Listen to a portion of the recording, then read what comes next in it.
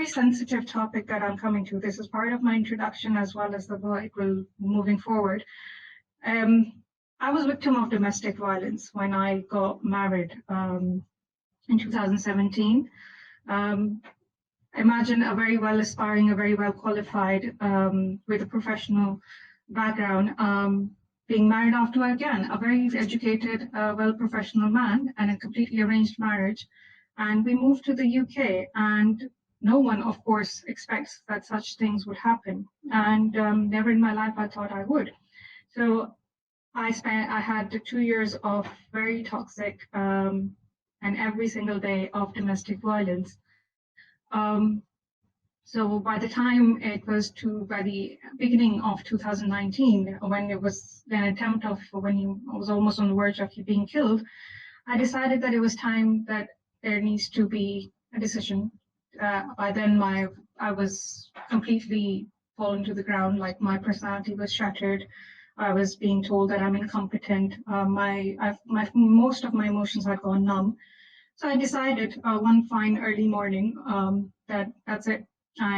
It's time to quit and walk out of the house. And I was alone over there in the UK, and while my parents were back in the Middle East.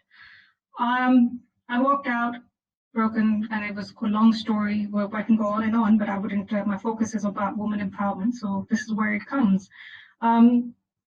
It's been a journey of healing, and while this was being on a healing of journey, I came across such inspiring, such amazing, supportive women. But the best thing that happened is that my parents, rather than going to a psychologist or a psychiatrist, I was provided to go meet a life coach. Interestingly, this life coach was in my master's MSc, was my classmate. And I was the only Asian woman, Pakistani, and hijabi in my MSc. So I was obviously well known and well respected. And he, well, obviously with a similar impression, he welcomed me. And that morning, I can never forget that I had no idea what I would say and what I would do. And by then it was like I had no home, I had no job, I had no money as such of my own. So, but of course, alhamdulillah, I had great support of my family.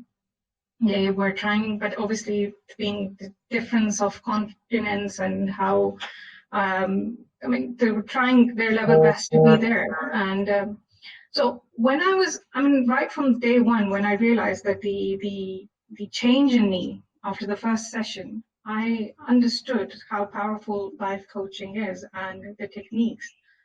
So now coming towards woman empowerment, especially this topic it's very important to talk about. But as a Pakistani, I believe that especially those who are overseas Pakistanis, we are ambassadors of and representative of our nation. And our nation is full of people who there's great potential. There's great potential of creativity, thoughts, humor, and lots of love. But unfortunately, there is a negative image of that the world sees, of poverty and destruction. And as well, sadly, there is a rising issue of domestic violence. Though domestic violence is a global issue, however, being a developing country, and especially being a Muslim country, where women are in Islam are allowed and given equal rights as men, and are supposed to be respected in every aspect. So we become more highlighted, and especially during the COVID-19, the statistics have become so worrying that 23%, according to the UN statistics, there were 23% increase of reported cases in Pakistan.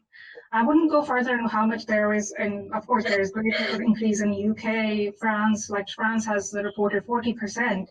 It's worrying some.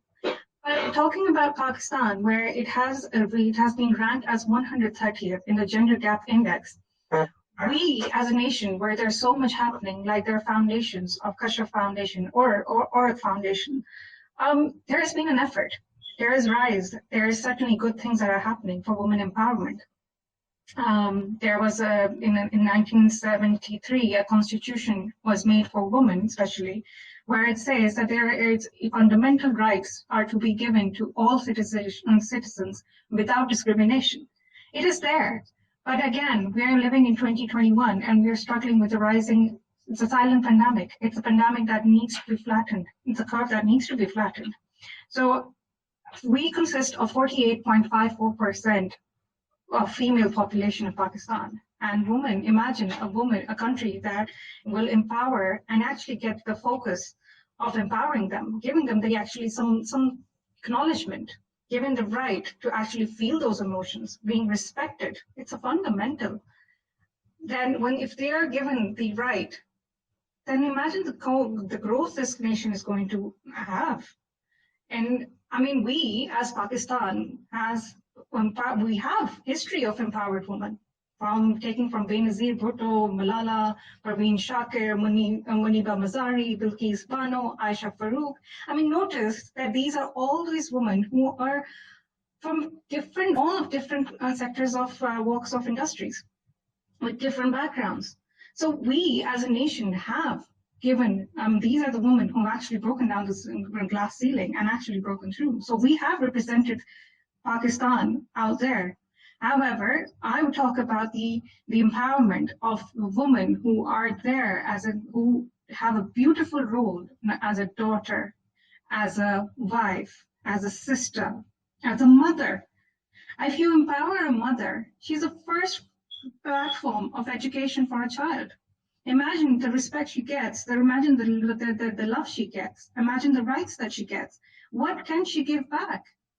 I mean, an empowerment, woman empowerment has three dimensions. There's a micro level, there's a meso level, and then there's a macro level. And I would like to talk about how seeking help, and because there's so much of rise of this domestic violence, we as a nation we as women, as a man at a meso level, need to come together. I mean, macro levels is fine. There's a government, people would actually come and we can debate on that, or go on and on. But at meso level, at a micro level, there are things that we can do. We can collaborate and as individuals can do. Firstly, there's so much of stigma attached to asking for help. There's a hesitance, there's so much of fear, which is very, very natural.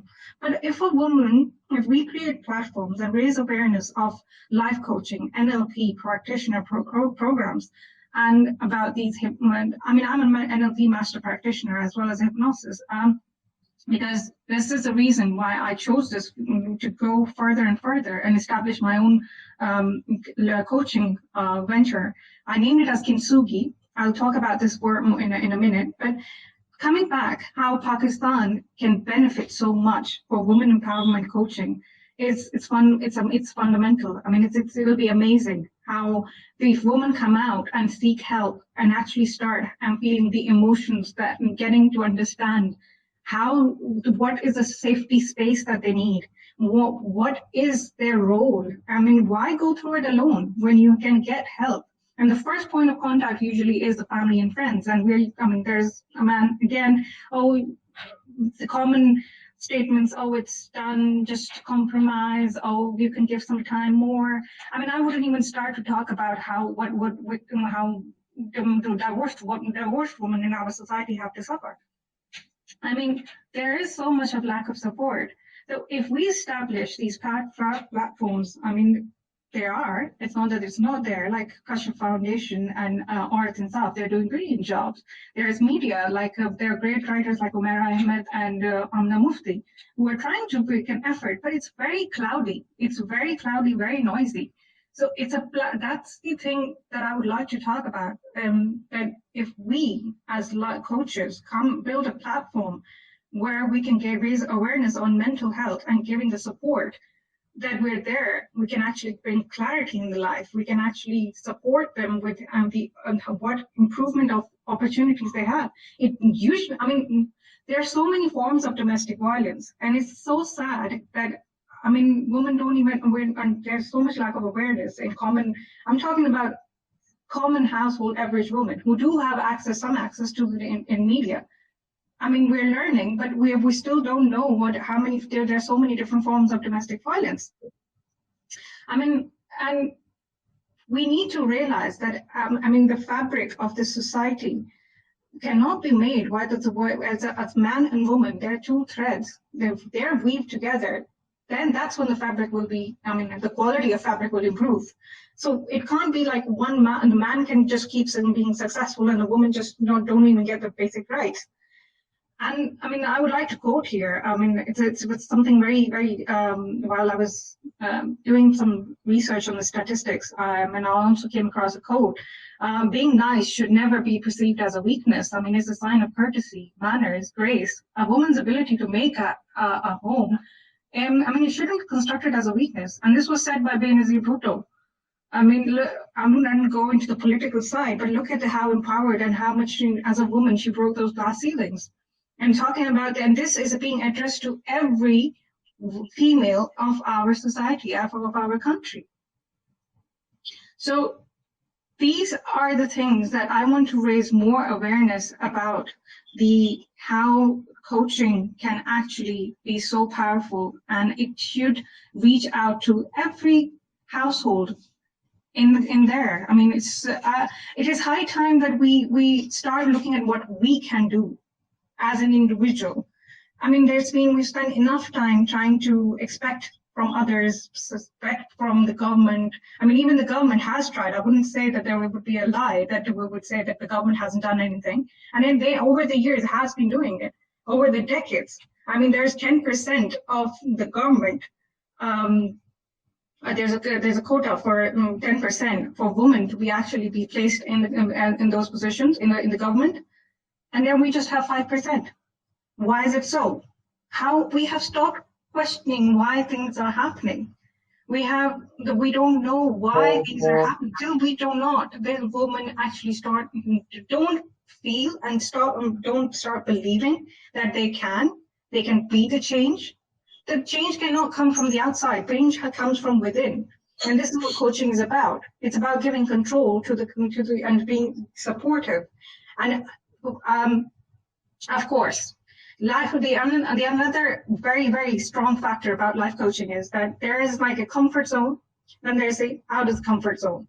There's an in-between zone, which is the stretch zone. Obviously, going from the comfort zone and going out of the comfort zone is, of course, very overwhelming, and there's so many difficult, usually negative emotions rise. So if those who ask help, and we have a platform of life coaching, I mean, they have support. They know there's someone by their side. It's like sitting in a car when learning to learn this car, and you're letting yourself, I mean, being in control of the car, but you've just got to support someone sitting next to you, just guiding, go right, go left. And you don't even realize that how complicated situations are simplified. You gain clarity. That's great. I guess that's very insight information, and there's a lovely suggestions and thoughts. We can go hours and hours, but time does not permit us. So I would request you for your closing remarks. Sure. About my closing remarks, I would like to give 3 important points. It's one, that parents, as parents can do, is that it is better to realize that a divorced daughter is better than a dead daughter. I mean, it's a very harsh comment and may stay straightforward, but then how important realizing the life of an individual. And secondly, life doesn't stop at a bad chapter. And this is something I would always say as a kintsugi art. We're running out of time, but then this is just briefly something I would say, that kintsugi is a Japanese art, and it is the art of broken. It's embracing the scars. And that's why I've named my own coaching venture as Kintsugi Coach, because it's about cherish those scars. That's what makes you beautiful. And by my closing would be a quote by Sabine Mahmood. She was quoted as saying, "Fear is just a line in your head. You choose what side of the line you want."